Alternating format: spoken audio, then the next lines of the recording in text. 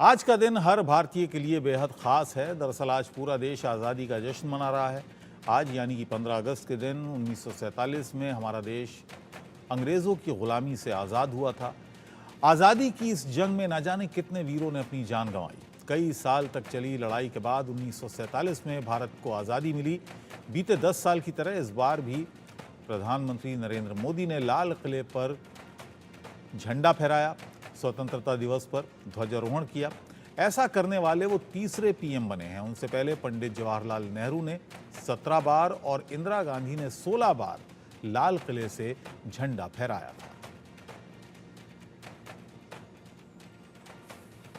ये तस्वीर जिस समय प्रधानमंत्री लाल किले की प्राचीर से 11वीं बार, लगातार 11वीं बार झंडारोहण कर रहे थे और ऐसा करने वाले वो तीसरे प्रधानमंत्री हो गए हैं। जवाहरलाल नेहरू और इंदिरा गांधी के बाद वो तीसरे प्रधानमंत्री हैं जिन्होंने इतनी बार यहाँ पर झंडा फहराया लाल किले की प्राचीर से।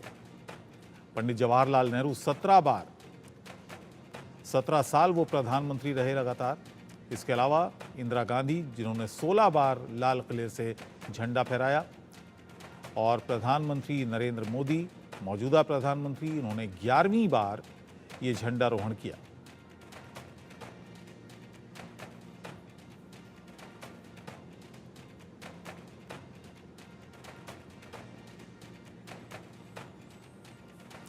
स्वतंत्रता दिवस के मौके पर प्रधानमंत्री नरेंद्र मोदी ने लाल किले की प्राचीर से लगातार 11वीं बार ध्वज फहराया है। इससे पहले उन्होंने राजघाट पर जाकर राष्ट्रपिता महात्मा गांधी को श्रद्धांजलि दी। इस भव्य समारोह के लिए लगभग 6000 अतिथियों को आमंत्रित किया गया।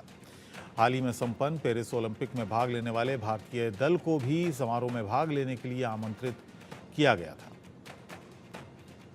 और ये तस्वीरें हैं जब राजघाट पर प्रधानमंत्री पहुंचे, उन्होंने पुष्पांजलि अर्पित की। महात्मा गांधी की समाधि पर वो गए। 6000 अतिथि इस मौके पर बुलाए गए हैं।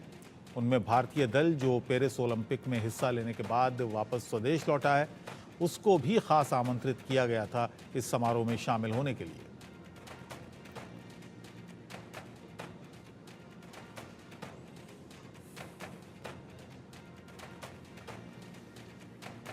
ये 4 तस्वीरें हम आपको दिखा रहे हैं। हेलीकॉप्टर से पुष्प वर्षा की गई। बापू को नमन प्रधानमंत्री करने पहुंचे।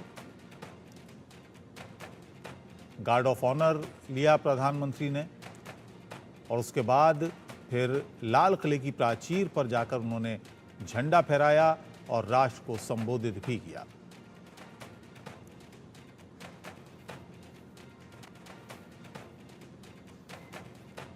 लगातार 11वीं बार प्रधानमंत्री नरेंद्र मोदी ने यह झंडारोहण किया लाल किले से। इससे पहले सिर्फ 2 प्रधानमंत्री, जवाहरलाल नेहरू 17 बार झंडा उन्होंने लगातार फहराया और उसके बाद इंदिरा गांधी ने यह कारनामा किया। और अब प्रधानमंत्री नरेंद्र मोदी के नाम ये रिकॉर्ड कि उन्होंने लगातार 11वीं बार लाल किले की प्राचीर से बतौर प्रधानमंत्री झंडारोहण किया है।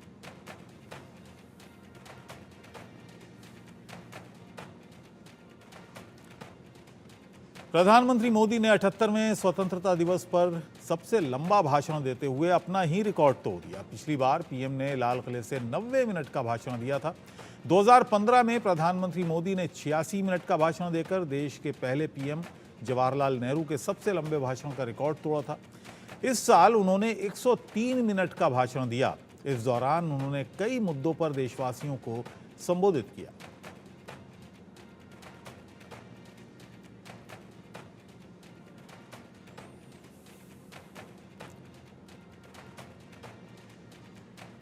ग्यारह तस्वीरें प्रधानमंत्री के पहले कार्यकाल से लेकर पहले साल 2014 से लेकर 2024 तक की ये तस्वीरें, जिसमें 11 बार उन्होंने संबोधित किया है देश को, 11 बार झंडारोहण किया है।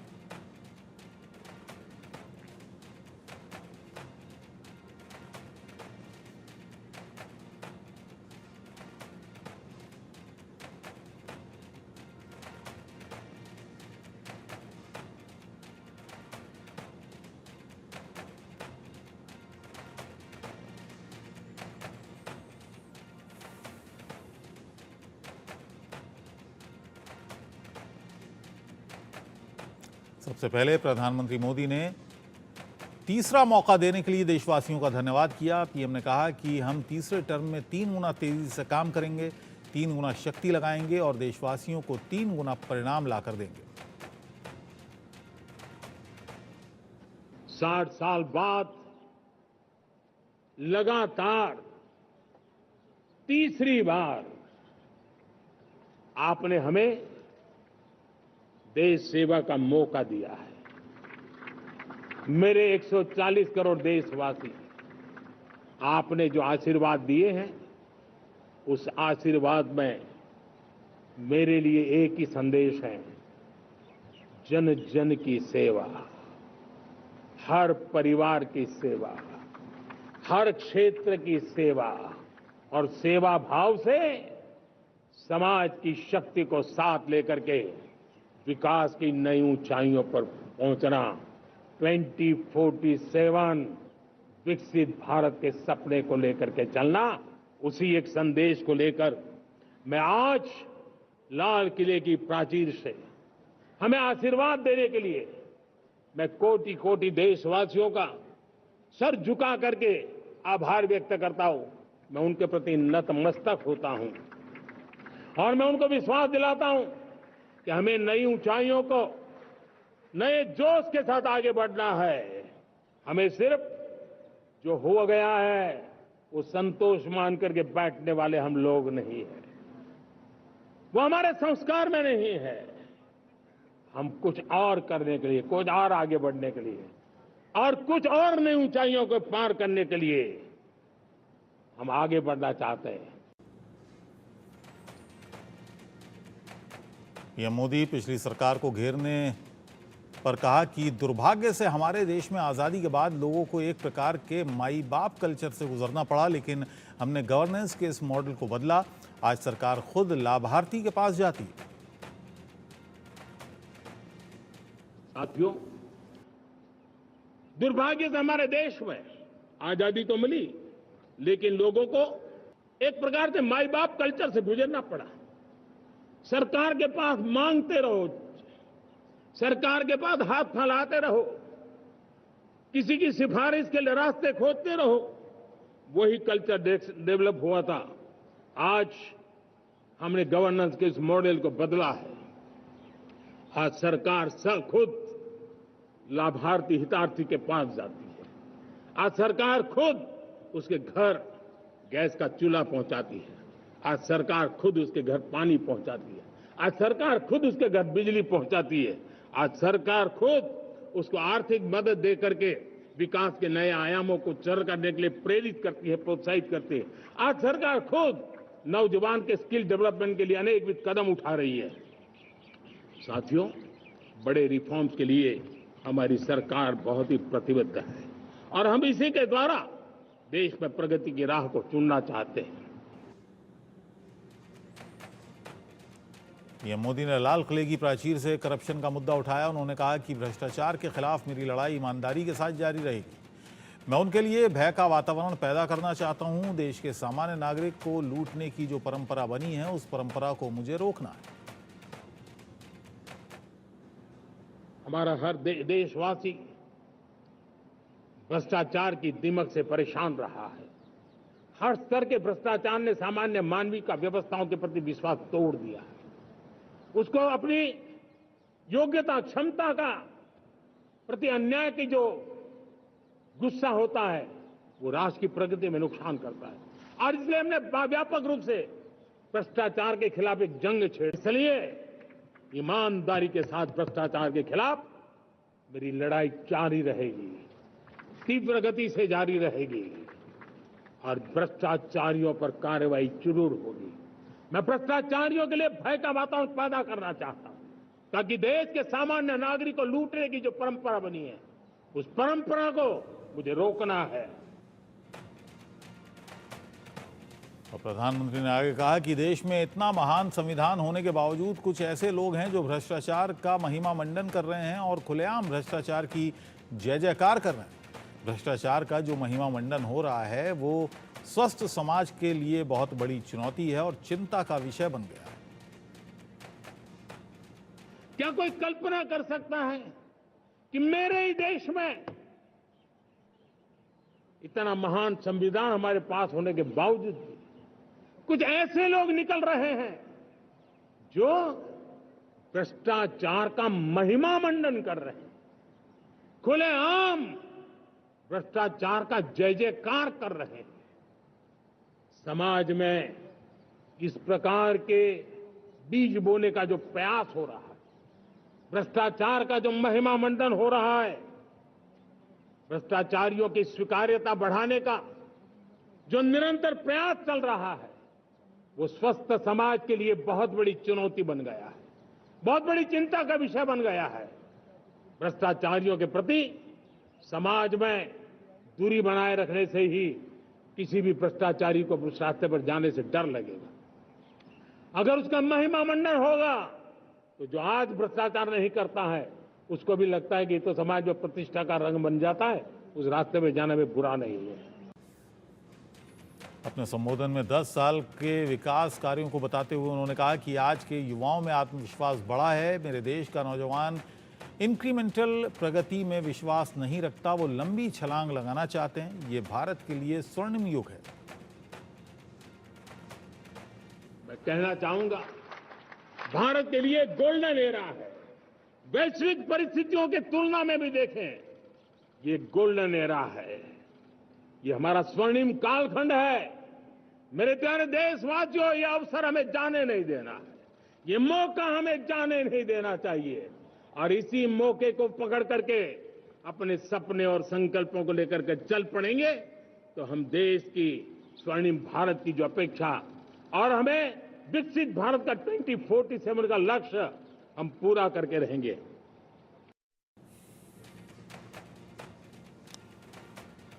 प्रधानमंत्री नरेंद्र मोदी ने स्वतंत्रता दिवस पर अपने संबोधन में यूनिफॉर्म सिविल कोड का जिक्र किया। पीएम ने कहा कि भारत की तरक्की के लिए भारत के संसाधनों का सर्वाधिक उपयोग जन सामान्य के लिए हो सके, इसके लिए वन नेशन वन इलेक्शन के लिए हमें आगे आना चाहिए। हमारे देश में सुप्रीम कोर्ट ने बार बार यूनिफॉर्म सिविल कोड को लेकर जो चर्चा की है, अनेक बार आदेश दिए हैं, क्योंकि देश का एक बहुत बड़ा वर्ग मानता है और उसमें सच्चाई भी है कि जिस सिविल कोड को हम लेकर के जी रहे हैं वो सिविल कोड सचमुच में तो एक प्रकार का कम्युनल सिविल कोड है, भेदभाव करने वाला सिविल कोड है। ऐसे सिविल कोड से जब संविधान के 75 वर्ष मना रहे हैं और संविधान की भावना भी जो हमें कहती है करने के लिए, देश की सुप्रीम कोर्ट भी हमें कहती है करने के लिए, और तब जो संविधान निर्माताओं का सपना था उस सपने को पूरा करना हम सबका दायित्व है। और मैं मानता हूं इस गंभीर विषय पर देश में चर्चा हो, व्यापक चर्चा हो, हर कोई अपने विचारों को लेकर के आए और उन कानूनों को, जो कानून धर्म के आधार पर देश को बांटते, जो ऊंच नीच का कारण बन जाते हैं, ऐसे कानूनों को आधुनिक समाज में कोई स्थान नहीं हो सकता है। और इसलिए मैं तो कहूंगा अब समय की मांग है कि देश में एक सेकुलर सिविल कोड हो। हमने कम्युनल सिविल कोड में 75 साल बिताए हैं, अब हमें सेक्युलर सिविल कोड की तरफ जाना होगा और तब जाकर के देश में धर्म के आधार पर जो भेदभाव हो रहे हैं, सामान्य नागरिक को जो दूरी महसूस होती है, उससे हमें मुक्ति मिलेगी। मैं चाहूंगा कि देश ने बार बार चुनाव इस देश की प्रगति में रुकावट बन रहे हैं, गतिरोध पैदा कर रहे हैं। आज कोई भी योजना को चुनाव के साथ जोड़ देना आसान हो गया है, क्योंकि हर 3 महीने 6 महीने कहीं न कहीं चुनाव चल रहा है। कोई भी योजना जाहिर करोगे आप तो मीडिया में देखेंगे, चुनाव आया तो फलाना हो गया, चुनाव आया तो फलाना हो गया। हर काम को चुनाव के रंग से रंग दिया गया है और इसलिए देश में व्यापक चर्चा हुई है। सभी राजनीतिक दलों ने अपने विचार रखे हैं। एक कमेटी ने बहुत बढ़िया अपना रिपोर्ट तैयार किया है। वन नेशन वन इलेक्शन के लिए देश को आगे आना होगा। मैं लाल किले से तिरंगे की साक्षी में देश के राजनीतिक दलों से आग्रह करता हूं, देश के संविधान को समझने वाले लोगों से आग्रह करता हूं कि भारत की प्रगति के लिए, भारत के संसाधनों का सर्वाधिक उपयोग जन सामान्य के लिए हो, उसके लिए वन नेशन वन इलेक्शन के सपने को साकार करने के लिए हमें आगे आना चाहिए। लाल किले से पीएम मोदी ने महिला सुरक्षा को लेकर भी बात की। पीएम ने कहा कि महिलाओं के प्रति अपराधों की तुरंत जांच हो, ये कृत्य करने वालों को ज्यादा से ज्यादा सजा हो। लाल किले से फिर बार एक अपनी पीड़ा व्यक्त करना चाहता हूं। एक समाज के नाते हमें गंभीरता से सोचना होगा कि हमारी माताओं, बहनों, बेटियों के प्रति जो अत्याचार हो रहे हैं, उसके प्रति देश का आक्रोश है, जन सामान्य का आक्रोश है। इस आक्रोश को मैं महसूस कर रहा हूं। इसको देश को, समाज को, हमारी राज्य सरकारों को गंभीरता से लेना होगा। महिलाओं के विरुद्ध अपराधों की जल्द से जल्द जांच हो, राक्षसी कृत्य करने वालों को जल्द से जल्द कड़ी सजा हो। वो समाज में विश्वास पैदा करने के लिए जरूरी है। मैं ये भी बताना चाहूंगा कि जब बलात्कार की या महिलाओं पर अत्याचार की घटनाएं घटती हैं तो उसकी बहुत चर्चा होती है, बहुत प्रचार होता है, मीडिया में छाया रहता है। लेकिन जब ऐसे राक्षसी मनोवृत्ति व्यक्ति को सजा होती है तो वो खबरों में कहीं नजर नहीं आती, एक कोने में कहीं पड़ा रहता है। अब समय की मांग है कि जिनको सजा होती है उसकी व्यापक चर्चा हो, ताकि ऐसा पाप करने वालों को भी डर पैदा हो कि ये पाप करने की हालत ये होती है कि फांसी पर लटकना पड़ता है। और मुझे लगता है कि डर पैदा करना बहुत जरूरी है। पीएम मोदी ने भारत की आत्मनिर्भर माताओं और बहनों को लेकर बड़ी बात की। पीएम मोदी ने वीमेन सेल्फ हेल्प ग्रुप की सराहना करते हुए कहा कि हमें गर्व हो रहा है कि हमारे सामान्य परिवार की 10 करोड़ महिलाएं आर्थिक रूप से आत्मनिर्भर बन रही हैं।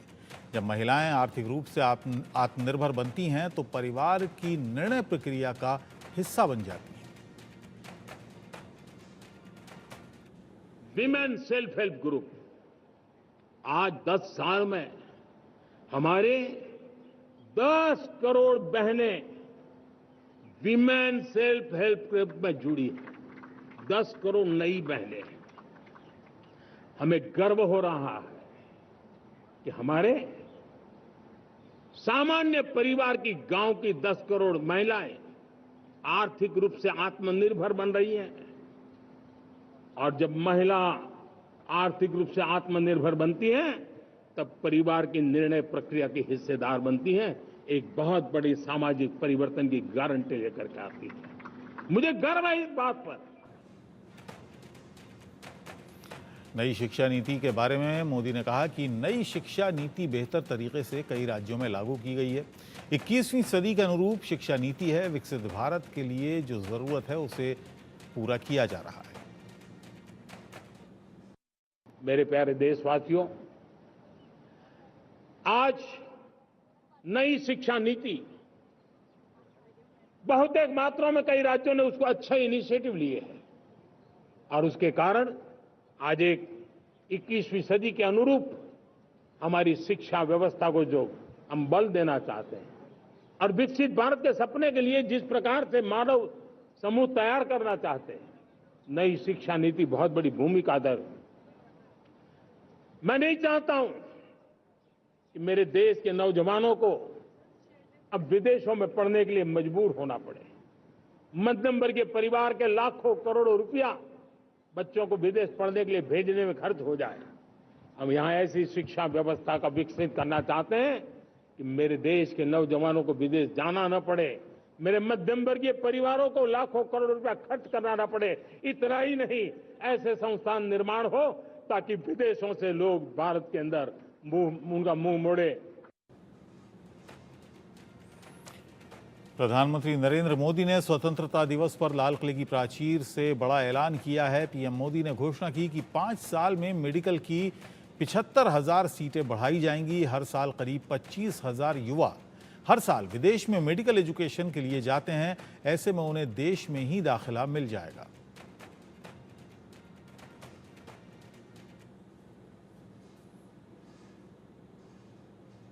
हमने पिछले 10 साल में मेडिकल सीटों को करीब करीब 1 लाख कर दिया। आज मैं करीब करीब 25,000 युवा हर साल विदेश में मेडिकल एजुकेशन के लिए जाते हैं, और ऐसे ऐसे देश में जाना पड़ रहा है, कभी कभी तो मैं सुनता हूं तो हैरान हो जाता हूं। और इसलिए हमने तय किया है कि अगले 5 साल में मेडिकल लाइन में 75,000 नई सीटें बनाई जाएगी। मेरे प्यारे देशवासियों, विकसित भारत 2047 वो स्वस्थ भारत भी होना चाहिए, और जब स्वस्थ भारत हो तो आज जो बच्चे हैं उनके पोषण पर आज से ही ध्यान देने की जरूरत है। और इसलिए हमने विकसित भारत की जो पहली पीढ़ी है उनकी तरफ विशेष ध्यान दे करके हमने पोषण का एक अभियान चलाया है। देश की सुरक्षा को लेकर पीएम मोदी ने कहा कि यही वो देश है जहां जब आतंकवादी हमले करने चले जाते थे, लेकिन अब देश की सेना सर्जिकल स्ट्राइक करती है तो युवाओं का सीना गर्व से भर जाता है।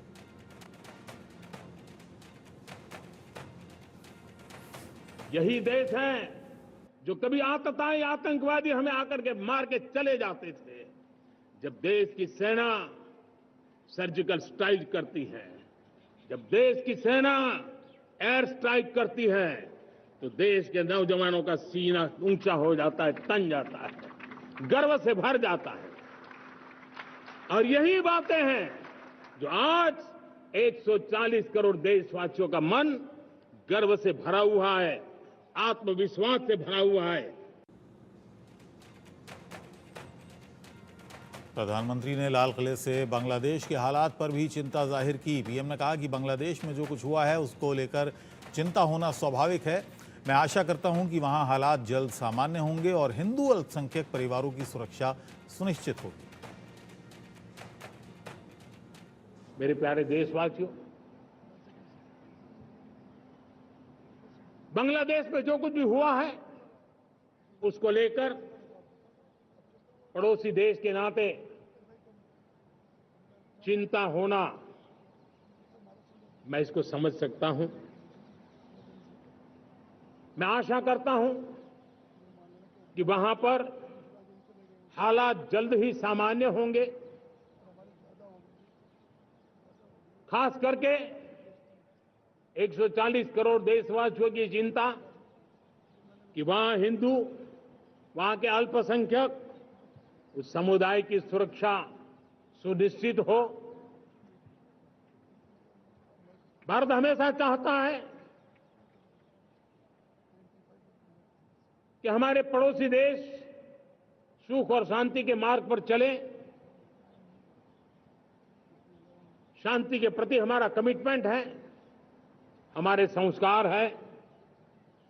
हम आने वाले दिनों में बांग्लादेश की विकास यात्रा में हमेशा हमारा शुभचिंतन ही रहेगा, क्योंकि हम मानव जात की भलाई सोचने वाले लोग हैं। प्रधानमंत्री मोदी ने राज्य सरकारों को निवेश बढ़ाने को लेकर भी नसीहत दी। पीएम मोदी ने कहा कि वो दिन दूर नहीं जब भारत इंडस्ट्रियल मैन्युफैक्चरिंग का हब होगा। विश्व के बहुत सारे उद्योगपति भारत में निवेश करना चाहते हैं। राज्य सरकार निवेशकों को आकर्षित करने के लिए स्पष्ट नीति निर्धारित करे। आज विश्व की बहुत बड़ी कंपनियां भारत में निवेश करना चाहती है। ये चुनाव के बाद मैंने देखा, मेरे तीसरे कार्यकाल में जितने लोग मुझसे मिलने के लिए मांग कर रहे हैं वो ज्यादातर निवेशक लोग हैं, विश्व भर के निवेशक हैं। वो आना चाहते हैं, भारत में निवेश करना चाहते हैं। ये एक बहुत बड़ा गोल्डन अपॉर्चुनिटी है। मैं राज्य सरकारों से आग्रह करता हूं कि आप निवेशकों को आकर्षित करने के लिए स्पष्ट नीति निर्धारित कीजिए, गुड गवर्नेंस का आश्वासन दीजिए, लॉ एंड ऑर्डर सिचुएशन के लिए उनको भरोसा दीजिए। हर राज्य एक तंदुरुस्त स्पर्धा में आगे आए, राज्य राज्य के बीच निवेशकों को खींचने के लिए स्पर्धा होनी चाहिए। निवेशकों को लिए, ताकि उनके राज्य में निवेशक आएंगे, उनके राज्य के नौजवानों को स्थानीय रूप से अवसर मिलेगा, रोजगार का अवसर मिलेगा। नीतियों में परिवर्तन लाना चाहिए, तो ग्लोबल रिक्वायरमेंट के अनुसार नीतियों को राज्यों ने परिवर्तित करना चाहिए। लैंड की आवश्यकता है तो राज्यों ने लैंड बैंक बनानी चाहिए। गुड गवर्नेंस सिंगल पॉइंट पर काम करने के लिए राज्य जितने प्रोएक्टिव होंगे, जितने ज्यादा प्रयास करेंगे, जो निवेशक आ रहे हैं वो कभी भी वापस नहीं जाएंगे।